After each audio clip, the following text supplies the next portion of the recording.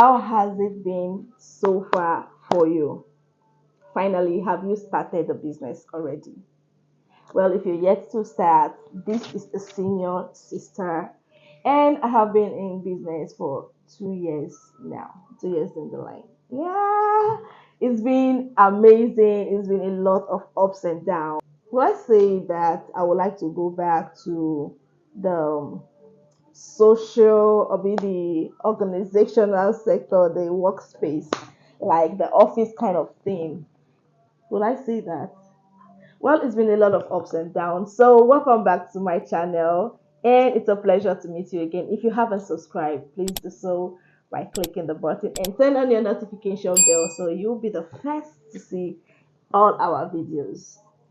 So, my experience so far, there are a lot of things that schools wouldn't teach you. There are a lot of things that business schools that other CEOs would not tell you normally. And these things only come by experience. So I like to share a few of them with you. First of all, nobody is going to tell you that you're going to get to a point where you're just going to want to give up.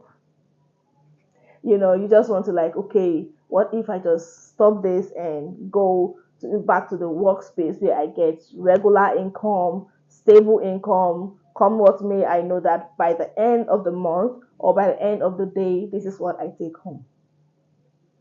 I have been at that spot since I started business. I have gotten there. I have had to rethink. But then, why didn't I do that?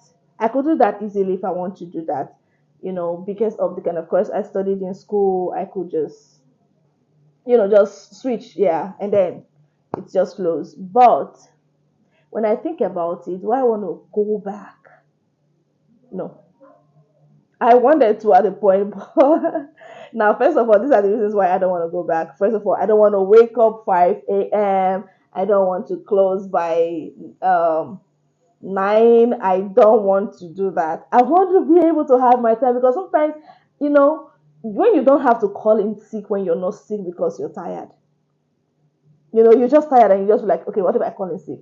This time, I just be like, okay, I think I'm tired today. I don't think I have the energy to work. I think if I go to work, I won't be productive.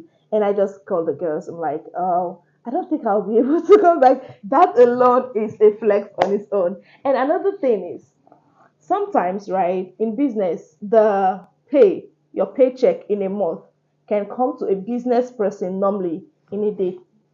Mm-hmm. So I feel going back about talking about having a stable income, I don't think that is where it is. I think it is in discipline. When you're able to discipline yourself, like, okay, I made this much today, so I am saving this for the raining day. Part of the challenges of owning a business is not receiving income as expected. You know, Clients are like this. You know, there is this thing that happened to me in my case of running the business these 2 years is the law of diminishing return, right? You just keep scaling. Now, when you're scaling up, you don't have a problem because you just keep going and going and going and going. But when it gets to a peak, businesses get to their peak, right? When it gets to the peak of demand and then it starts dropping, you become worried. You begin to think about the future, begin to think what's going on, and that anxiety makes you want to consider other options. It happens everywhere. It happened to me several times. In this year, 2004, now because of the economy, the economy here in Nigeria has been kind of wavery and kind of shaky. So anybody who is in business knows that that is actually very, very true and something that, it's unavoidable. Like it happened to most persons. It happened to me. And when it got to that, I just felt like, okay, I think this is not it. So, in the course of running this business, I would say that I would still choose business over the formal workspace anytime, any day. I have people who depend on me now, so I don't just want to let them down. I don't want to, it's their career. I have people that I train and they are still currently undergoing training. So if I leave the business, who continues with this? And these are these people's dream. Now, knowing that you're building someone's future, you're shaping someone's life, it's a different kind of joy entirely. a different kind of journey that you wouldn't want to give up on the business because of the future of those people who depend on it. I think that has brought me a lot of joy, and also it pays my bills. Sometimes, not all the time.